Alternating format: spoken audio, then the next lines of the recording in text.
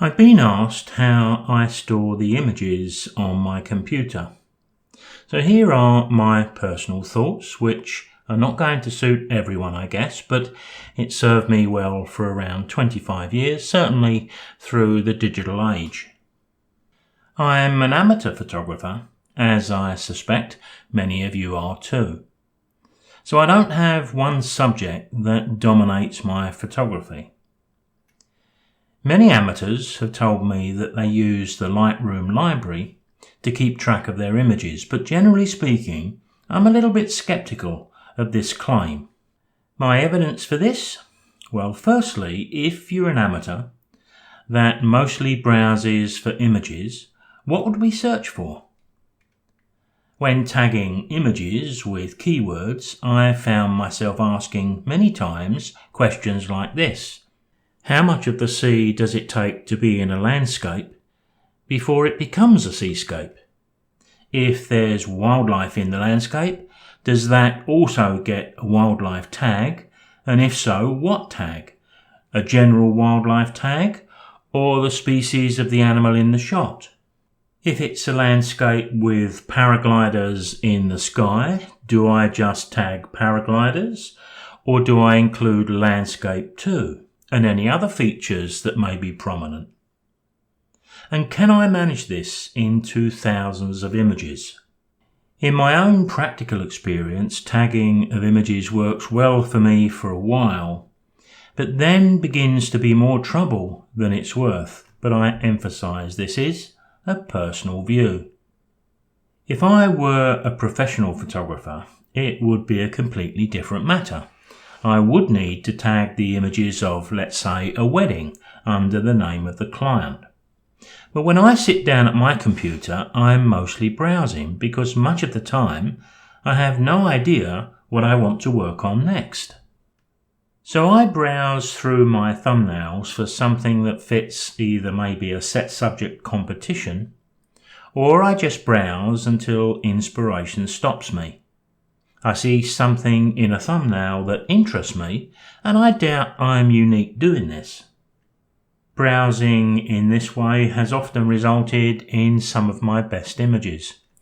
I see a thumbnail, and an idea springs to mind that didn't when the image was first shot, maybe a couple of months ago, maybe a year ago.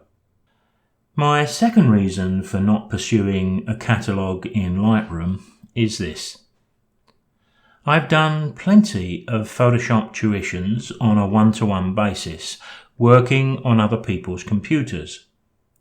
That has taught me that many others struggle with keeping their images in an organised way. It's the New Year's resolution issue played out in a slightly different way, because we start off with the very best of intentions, but then our theory runs up against reality and practicality. Think about it just for a moment. To maintain a catalogue, we need to be organised, methodical, and consistent every single time we download our images to the computer. In my view, amateurs who have that organised, methodical approach may not need a catalogue at all. I don't. Those that don't have that organised approach, maybe they do need a catalogue, but because they're not organised, they may struggle to maintain one. We all have different strengths. A harsh assessment may be, but true. To store all my original raw images, I create a folder for each year. Within that folder, I have folders numbered from 1 to 12, one for each month. My images are downloaded to the month they were shot, and I retain the date of the download that you can see here just to the right of the folder. That's automatically created by Bridge as one of our options. After the date, I'll add a location, as you can see here, with Gimpy and Arkwright Point. Here you can see a slight difference, and this is because these images were shot at the same location, Yamba, but when I open the folder here, you can see all 4 of the days I spent in Yamba have some images downloaded. I do the very same thing for all of my finished images too, although with those I place them in the month they were created. All of my raw and completed images are backed up off the computer onto 2 separate SATA drives, and I've talked about that in a previous Bridge video. Therefore, I have complete confidence that should I ever delete anything by accident from my PC, everything is safely stored in 2 separate places on those SATA drives. They connect to my PC via USB and are treated much like any normal removable media storage.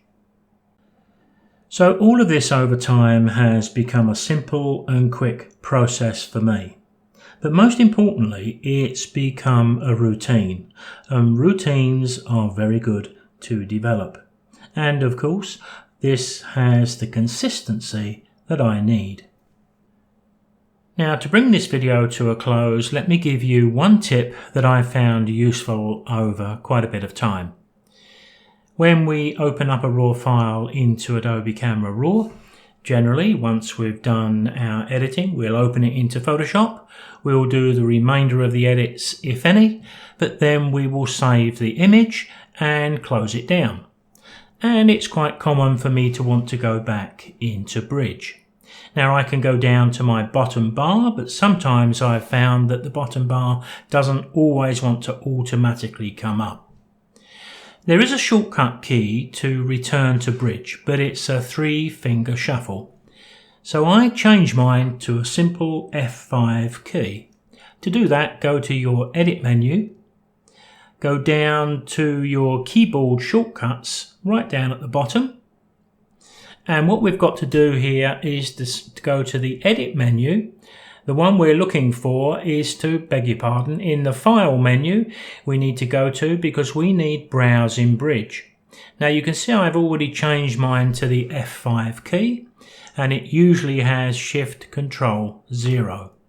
When I click to accept that, the first time I do that, it will give me a warning saying this F5 key is actually used for another function, but it's not a function that I use. So now when I save an image and I want to go back into Bridge, a touch of my F5 key, and there we are. I'll see you next time.